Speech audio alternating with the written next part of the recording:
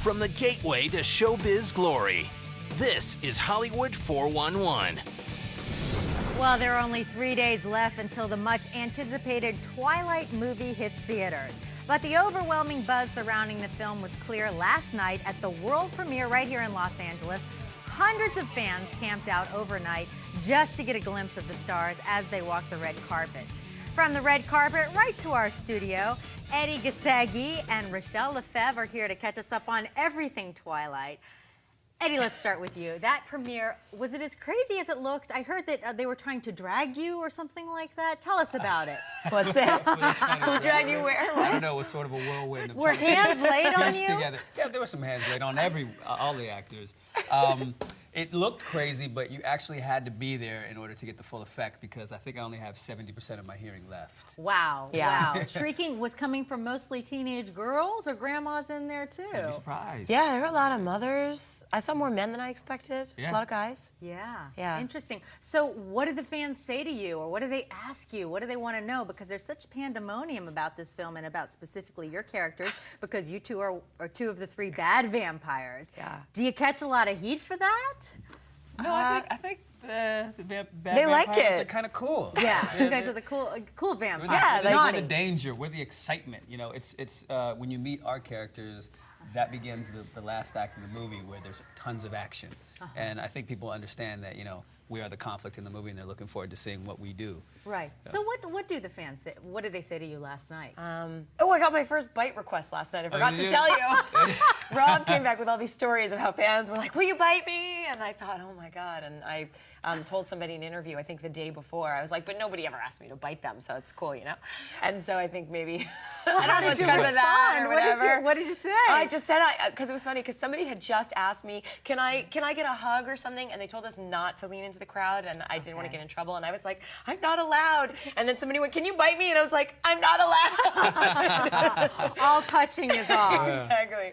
But seriously, we have not seen this kind of pandemonium with the pre-ticket sales, the media, the billboards plastered everywhere around Los Angeles. I feel like I see pictures of you two, and you two are on the billboards. That's fun. Every block. Did you see buses? Yeah, There's I've buses seen the now. buses too. I was on the way to the premiere and a bus drove by my face, Your face. What was that And you can see like? your face clearer on the bus than on the billboard because it's closer Right, to you've you. got that great red hair. You guys look Well, Amazing. Eddie very... has these amazing dreads cascading down. Yeah, yeah. Cascading, I like that. Beautiful, beautiful. I mean, is it wild for you? You guys were at Comic-Con, right? And that gave you a little taste before the premiere. That was the first semblance of what this thing could be when you had 6,500 fans in Hall H just screaming their heads off. That was the first time that we'd experienced that. So it was that moment where I thought, I think we're in for something. Yeah. Do you feel any pressure? Because I saw in one of the packages earlier, Rob was saying that his first thought in the middle of all that was, basically, I hope I can live up to it, because if they don't like what they see, if the reverse is true, this is going to be hairy. But he was also in the unique position of auditioning for a creature who was, like, you know, described as being like the most beautiful thing that has ever been on Earth. No pressure You know? there. No That's pressure. a big deal. He had a great description of it. He said he didn't even want to audition because he felt like it was sticking your head out the car window to get cut off. You know? Pretty He's like, much. how do you even show up for an audition for somebody that's described that way, you know? He was like, I was embarrassed to even walk in the room.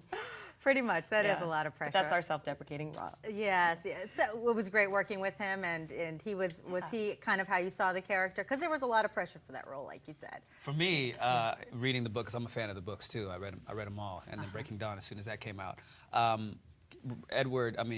Rob is the perfect choice for Edward Cullen. Like, that's who comes to my mind when I read the book. And I think he's just like the perfect casting choice. Excellent. He's sort of got vampire features. Like, He does, in general, yeah. off camera. I know. He's kind of striking in He's that got way. those cat eyes, and he Yeah, looks and like like ethereal bone Yeah. structure and like chiseled. And... The jaw. yeah, and a little scary, because you need that, right, to be a vampire. Yeah. So let's talk about your characters. Let's talk about Laurent, Eddie. Tell us what we can expect from Laurent, and then we'll get to Victoria.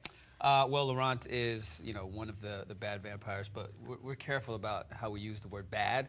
I think that, you know, it's better to classify them as just traditional vampires as opposed to the Cullens vegetarian vampires who feed off of animals to sustain themselves.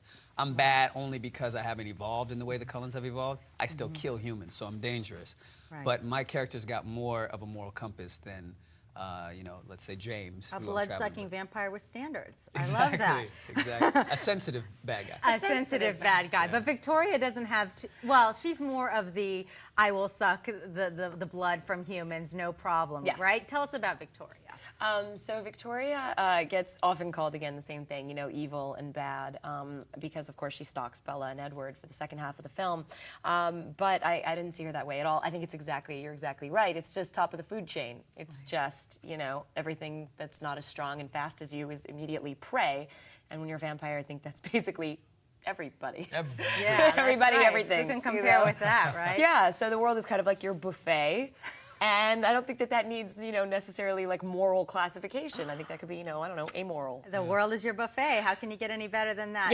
Eddie and Rachelle, thank you so much for thank coming you. Pleasure in. to be here. Thank you. It's Yes. wonderful having you, and I can't wait to see the film. I'm excited. Thanks. You guys have given the film a lot of support, actually. So thanks for all the coverage and everything. We It's love our it. pleasure. Thank It's you. our pleasure. Twilight opens in theaters nationwide this Friday.